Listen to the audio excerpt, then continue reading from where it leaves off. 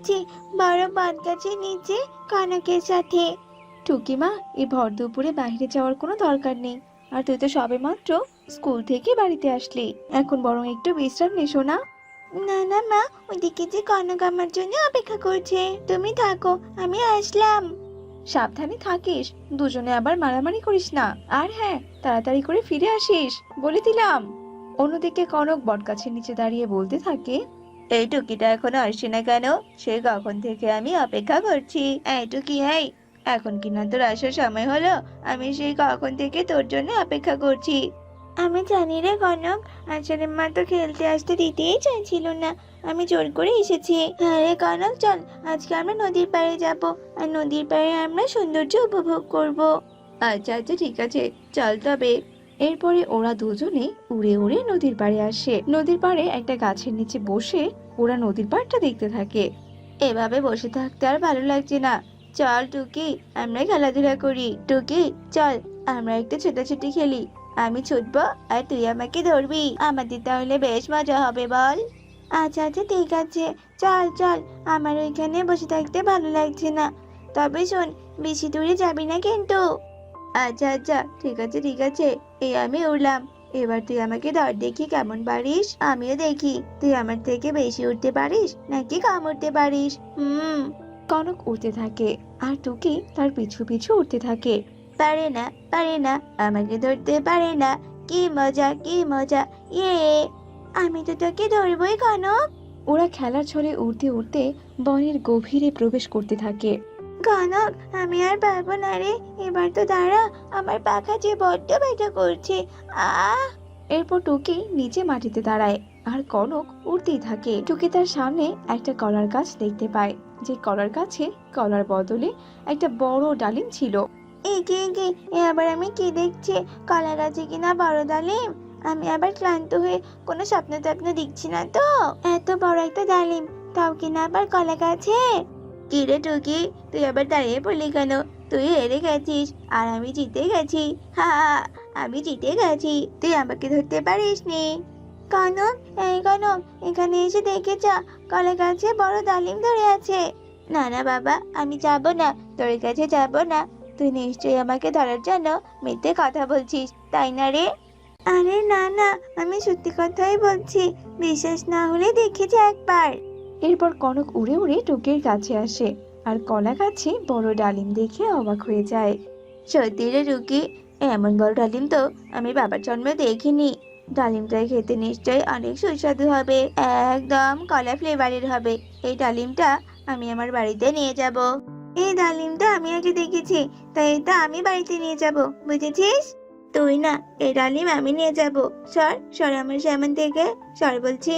কনক, এই ডালিমে হাত দিলে কিন্তু খুব খারাপ হয়ে যাবে, এ আমি বলে দিচ্ছি। তুই ভালো ভালো বাড়িতে চলে যা।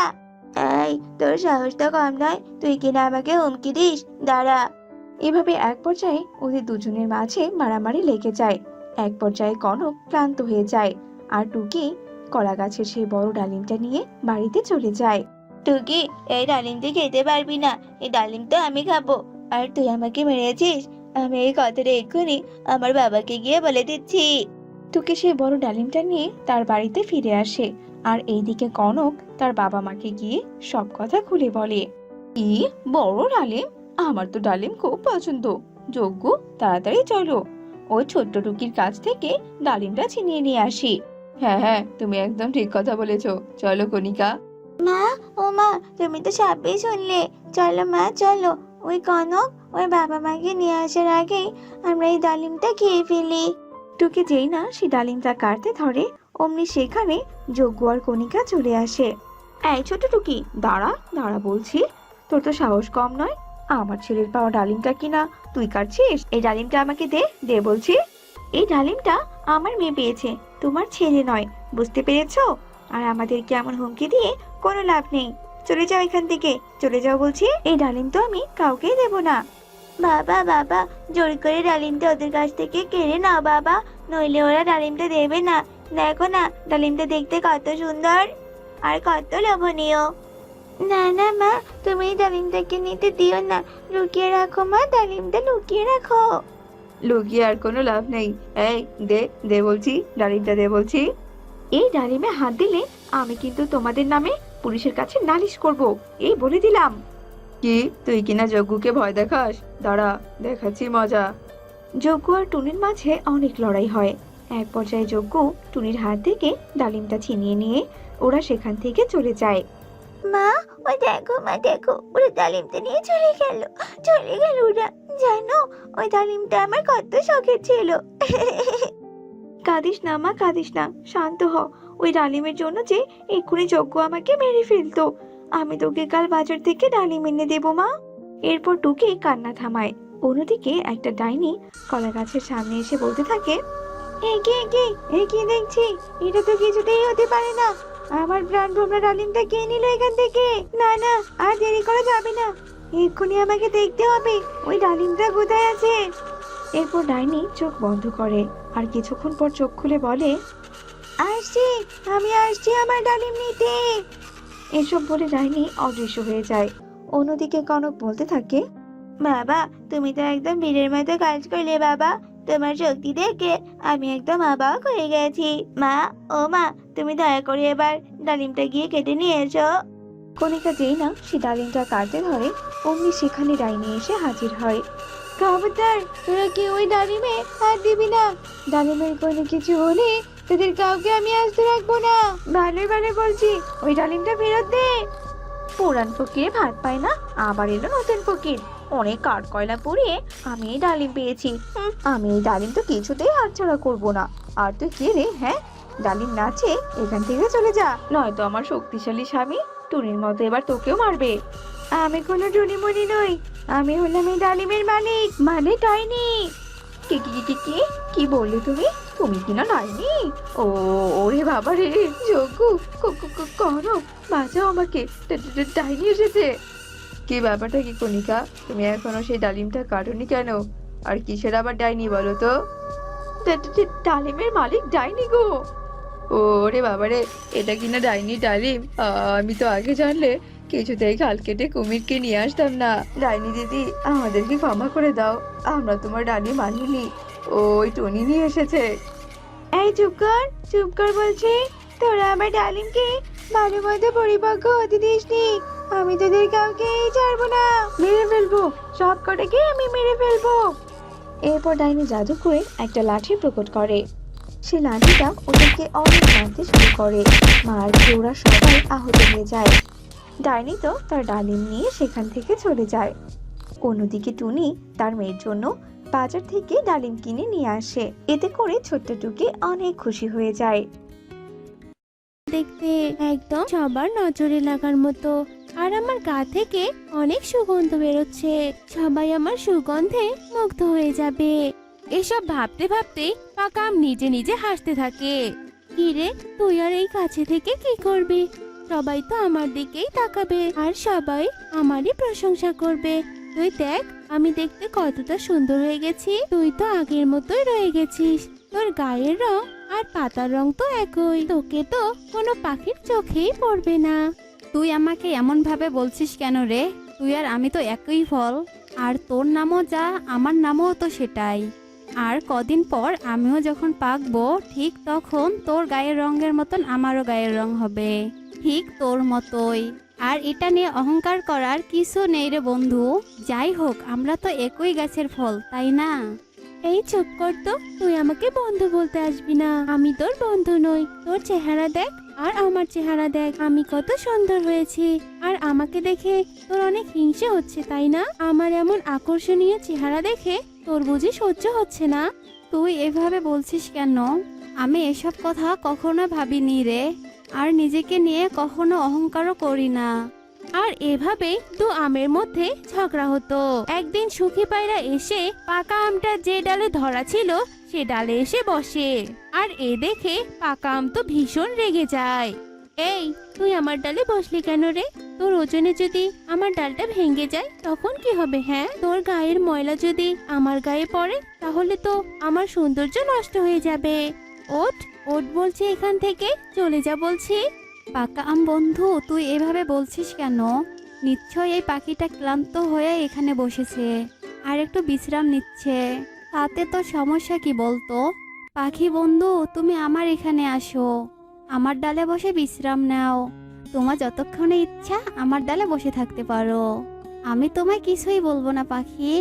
এরপর সুখী পায়রা সেখান থেকে উড়ে এসে কাঁচা আমের ডালে বসে আর কাঁচা আমের সাথে গল্প করতে থাকে। আর এভাবেই বেশ কিছুক্ষণ কেটে যায়। এই পাখি, বলতো কে বেশি সুন্দর, কাঁচা আম নাকি আমি? বলতো কাকে বেশি সুন্দর লাগছে, আমাকে নাকি কাঁচা আমকে? আমি দেখতে অনেক সুন্দর, তাই না রে?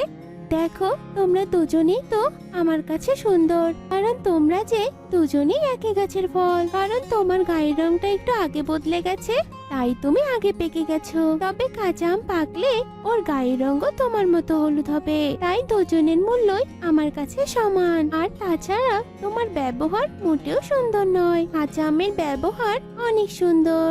পাখির কথাগুলো পাকা আমের মোটেও ভালো লাগে না। সে পাখির কথা শুনে ভীষণ রেগে যায়।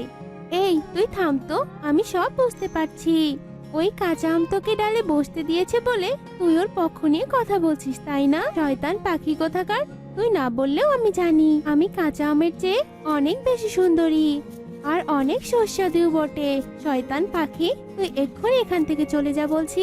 তুমি সত্যি অনেক বোকা, আমি কারো পক্ষ নেইনি, যা সত্যি তাই বলেছি। এ কথা বলে সুখী পায়রা সেখান থেকে উড়ে চলে যায়। তুই পাখি বন্ধুকে ওভাবে বললি কেন? হ্যাঁ, তোর কথায় পাখি বন্ধু হয়তো নিশ্চয়ই অনেক কষ্ট পেয়েছে। নিজেকে নিয়ে এত অহংকার করিস না বন্ধু, জেনে রাখিস অহংকার কিন্তু পতনের মূল। এই তোর জ্ঞান দেওয়া বন্ধ করবি? হ্যাঁ, চুপ করে থাক একদম, আমাকে মোটেও জ্ঞান দিতে আসবি না। এসব কথা বলে পাকা আম আবারও কাঁচা আমকে কথা শোনাতে থাকে। আর এভাবে দুই আমের দিন কাটছিল। একদিন টুনটুন কাঁদতে কাঁদতে কাঁচা আমের ডালে এসে বসে। এ দেখে কাঁচা আমের অনেক মায়া হয়। এ কি ছোট টুনটুন, কি হয়েছে তোমার? তুমি এভাবে কাঁদছো কেন? না, আমি কারোর সাথে কথা বলবো না, আর মায়ের কাছেও ফিরে যাব না। এসব তো বুঝলাম টুনটুন, কিন্তু কি হয়েছে তোমার সেটা বলবে তো। তোমার মা কি করেছে তোমার সাথে? মা আমাকে বকেছে, অনেক বকেছে। মাকে না বলে আমি বাসা থেকে সব মিষ্টি খেয়েছিলাম, তার জন্য মা আমায় কতগুলো কথা শোনালো, অনেকগুলো বকে দিয়েছে। ও আচ্ছা, এজন্য বোধ হয় তোমার মা অনেক রাগ করেছে। তোমার মা তো ঠিক কথাই বলেছে টুনটুন, না বলে কোনো জিনিস নেওয়াকে চুরি বলে, বুঝলে? আর চুরি করা খুবই খারাপ কাজ। যদি তোমাকে নিষেধ না করে তাহলে তুমি বড় হয়ে অনেক বড় খারাপ কাজ করবে আর অনেক বিপদে পড়তে পারতে। আর শোনো টুনটুন, তুমি যে একসঙ্গে এতগুলো মিষ্টি খেয়ে ফেলেছো, এতে তুমি অসুস্থ হয়ে যেতে পারো। আর তুমি জানো না অতিরিক্ত কোনো কিছু খাওয়া ভালো না। তুমি আর তোমার মায়ের উপর রাগ করে থেকো না টুনটুন, তুমি বাড়ি ফিরে যাও। না টুনটুন, তুমি ভুলেও কাঁচা আমের কথা শুনো না। তুমি যা করেছো একদমই ঠিক করেছো। তোমার মা তোমাকে মোটেও ভালোবাসে না, বিনা কারণে তোমায় কত বকেছে। আর কাঁচা আম তো দেখতেও খারাপ, তাই তোমাকে খারাপ বুদ্ধি দিয়েছে। একই বন্ধু, তুই এই ছোট ছানাটাকে এভাবে কেন বলছিস বলতো? বলছি টুনটুন, তুমি আমার কথা শোনো। তোমার মা তোমায় অনেক ভালোবাসে, বুঝলে? তোমার মা তোমাকে বকা দেওয়ার পর নিশ্চয়ই মনে মনে অনেক কষ্ট পাচ্ছে। তুমি বাসায় ফিরে যাও টুনটুন, তোমার মা তোমার জন্য অপেক্ষা করছে। কাঁচা আমের এমন কথা শুনে টুনটুন দ্রুত বাসায় ফিরে যায়। আহারে, তখন যে মেয়েটাকে আমি এভাবে কত কথা শোনালাম, মেয়েটা নিশ্চয় অনেক কষ্ট পেয়েছে। না জানি আমার ছোট্ট মেয়েটা রাগ করে কোথায় জানি গেল। হে উপরওয়ালা, আমার মেয়েটা কোথায় গেল? টুনির কথা শেষ হতে না হতেই টুনটুন বাসায় ফিরে আসে। সে কি সোনা, তুই বাসায় ফিরে এসেছিস? মা, আমার বড্ড ভুল হয়ে গেছে রে মা, আমি তোকে অনেক বকেছি। আর তুই আমাকে ছেড়ে আর কোথাও যাস না, তবে আমি তোকে আর কখনো বকবো না। আমি ভুল করেছি মা, আমি আর কখনো তোমাকে না বলে খাবার খাবো না, আর তোমাকে ছেড়ে কোথাও যাব না। তুমি একটু দাঁড়াও মা, আমি এক্ষুনি আসছি। এ কথা বলে টুনটুন উঠতে শুরু করে দেয় আর কাঁচা আমের কাছে যায়। কাঁচা আম বন্ধু, তুমি একদমই সত্যি কথা বলেছ। আমার মা আমাকে অনেক ভালোবাসে, আমায় বকে দিয়ে আমার মা অনেক কষ্ট পেয়েছে জানো। তোমাকে অনেক ধন্যবাদ কাঁচা আম বন্ধু। আর শয়তান পাকা আম, তুই আমাকে অনেক খারাপ কথা বলেছিস। আর তুই অনেক অহংকারী তাই না? আর তুই তো এখন পেকেও গেছিস। আর এবার আমি তোকে পেরে নিয়ে বাসায় যাব আর অনেক মজা করে খাবো। এসব কথা শুনে পাকা আম ভীষণ ভয় পায়। এসব তুমি কি বলছো টুনটুন? বন্ধু কাঁচা আম, তুমি বাঁচাও আমাকে। এ নাকি আমাকে নিয়ে যাবে আর খেয়ে ফেলবে। বন্ধু, অহংকারের পতন এভাবে হয়, বুঝেছো? তুমি আগে পেকেছিলে বলে তুমি অহংকার করে কত কথা শুনিয়েছে আমাকে। কিন্তু বন্ধু, এটা তো একবারও ভাবিসনি আমার আগে তোকে অন্যের খাবার হতে হবে। তোকে দেখে এখন আমি হাসি ঠাট্টা করব না রে। আমাকেও একদিন কেউ পেরে নিয়ে খেয়ে ফেলবে, এটাই যে নিয়ম। এরপর টুনটুন পাকা আমটাকে পেরে সেখান থেকে চলে যায়। আর এভাবেই পাকা আমের অহংকারের পতন ঘটে।